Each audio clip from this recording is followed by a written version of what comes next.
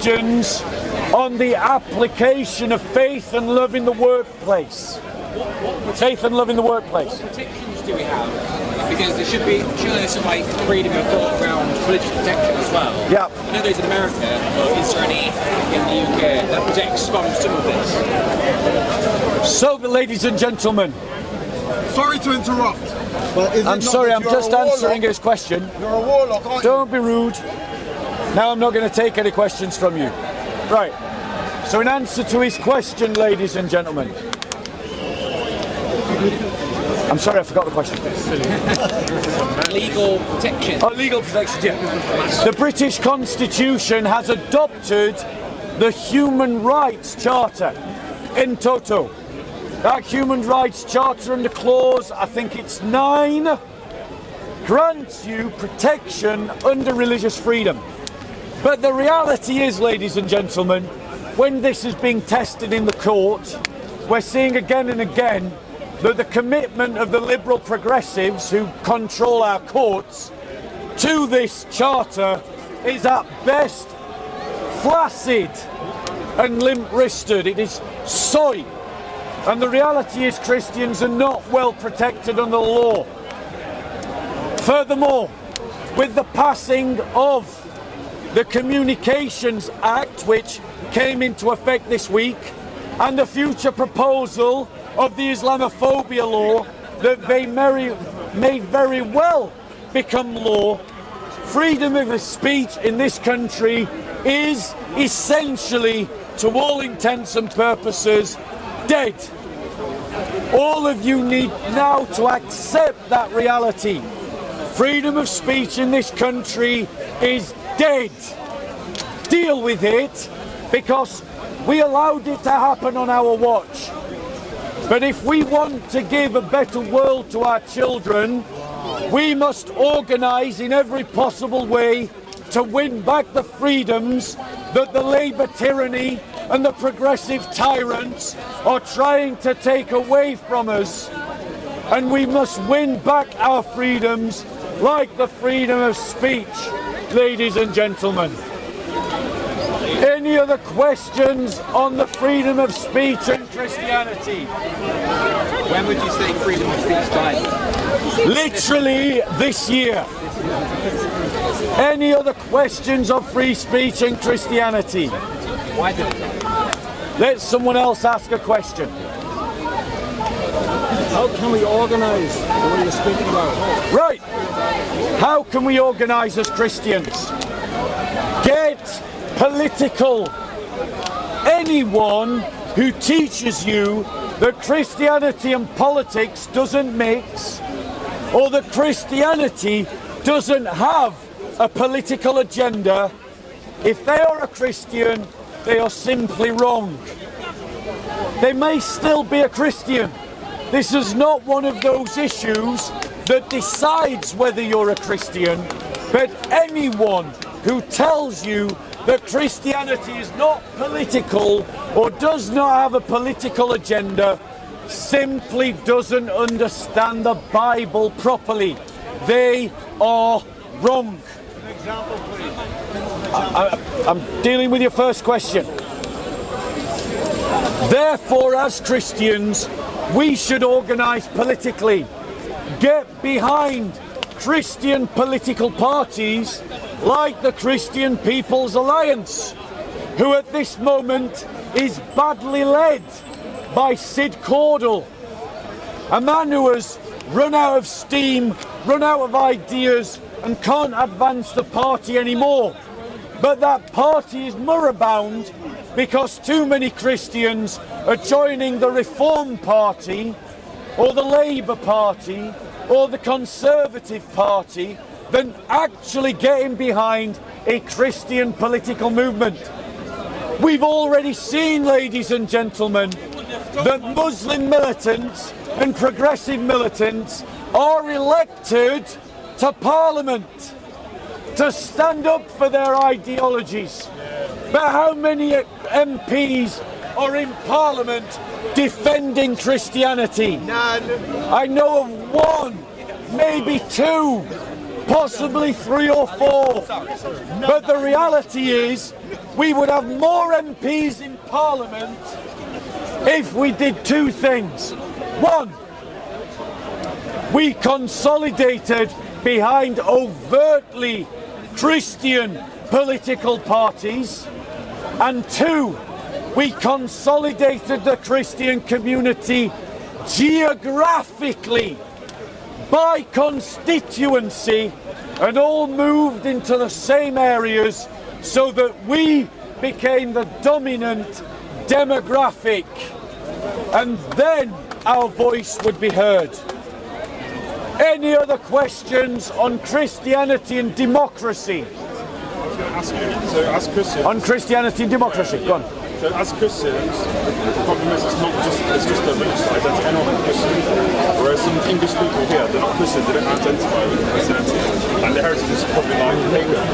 So you're demonising them by saying everyone should just... How's your mate Tommy Robinson? So, ladies and gentlemen, From Israel?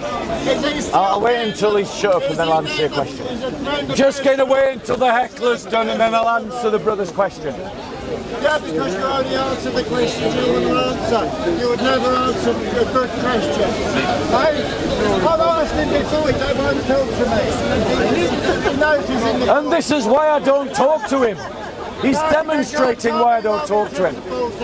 You've spoken at Tommy Robinson's meetings, and he's an agent of Israel. And everybody knows that now. It's all over the internet. You know, and you're probably getting money from Israel as well. Yes! It's true. I've been in the park 60 years. You can tell people like him straight away. I've listed all the different people you get to speak to school. Yawn! Dodgy character. Yawn! Tommy Robinson. Yawn! Dodgy. Yawn!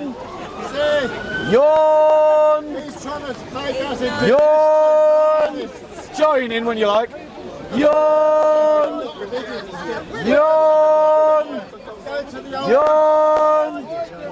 Yawn! Yawn!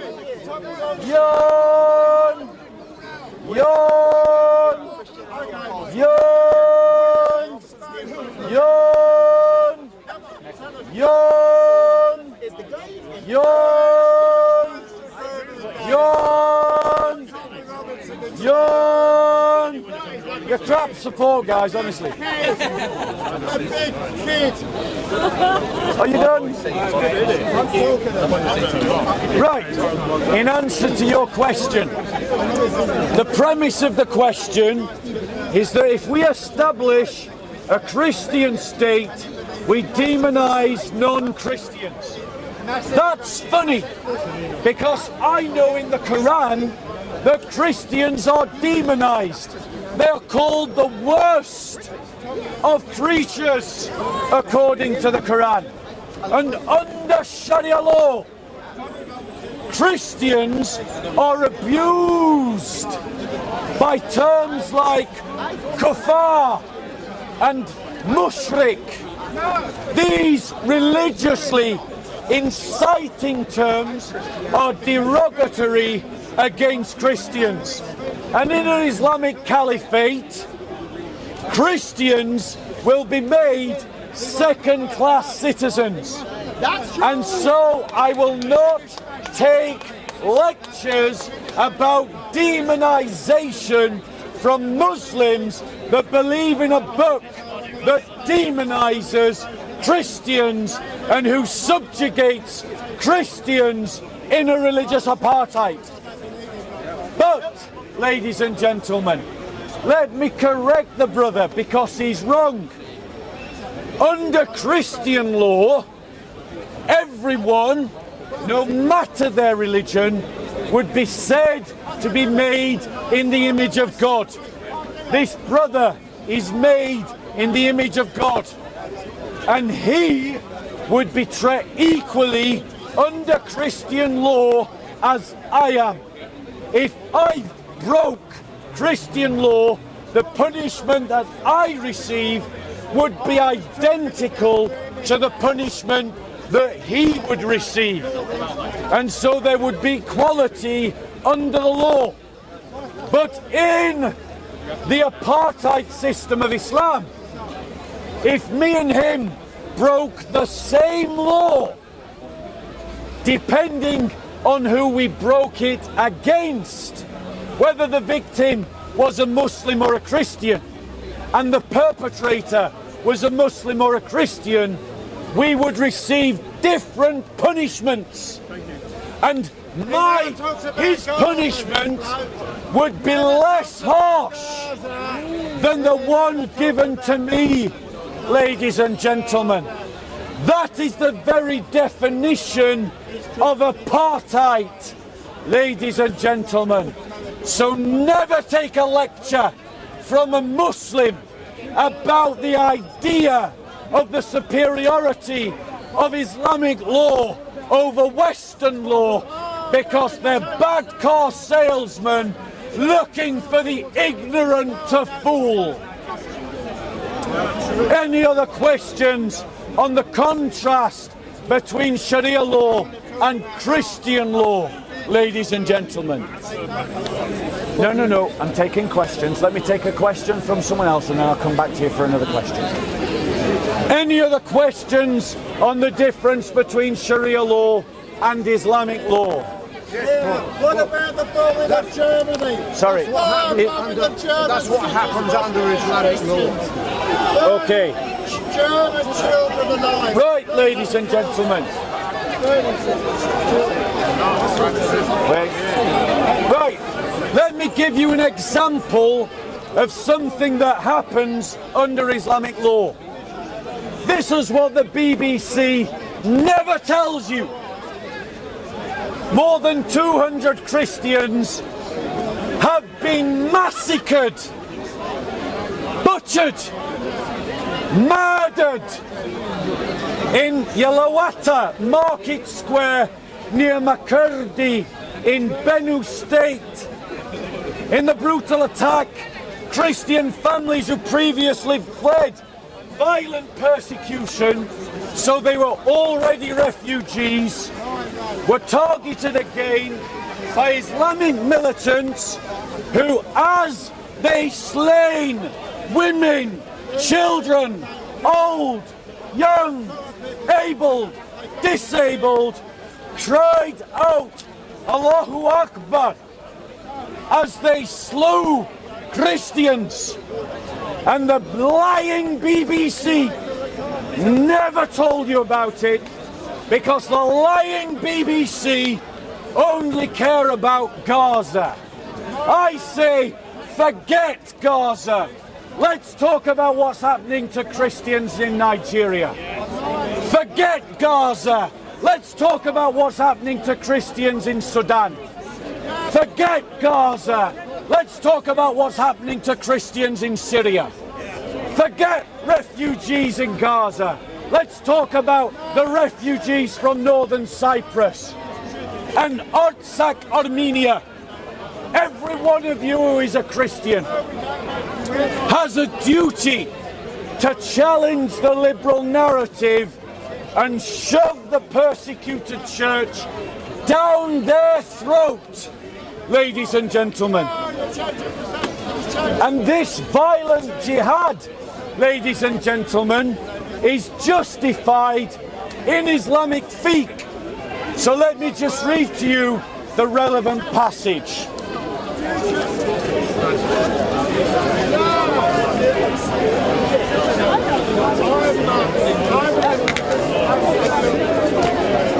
Because this is what our stupid, ignorant, liberal fools in government do not understand. This is called the Book of the Reliance of the Traveller. It is a book of Islamic fiqh of the school of Shafi, which is one of the 4 classical books of Islamic fiqh. It is a madhab. Let me just read the relevant section on jihad. And I want all of you liberal politicians and all of you progressive bourgeoisie who don't know a damn about what you are talking about to listen carefully. There you go. That's what I'm reading. That's what I'm reading. And if any Muslim wants to stand next to me to make sure that I'm reading exactly what the text says, they can do so. In section 09, and all I'm going to ask you is, am I reading what it says? Jihad means to war against non-Muslims and is etymologically derived from the word mudhaja, signifying warfare to establish the religion. And it is the lesser jihad. As for the greater jihad, it is a spiritual warfare against the lower self, nafs, which is why the Prophet, Allah bless him and give him peace, said as he was returning from jihad, we have returned from the lesser jihad to the greater jihad.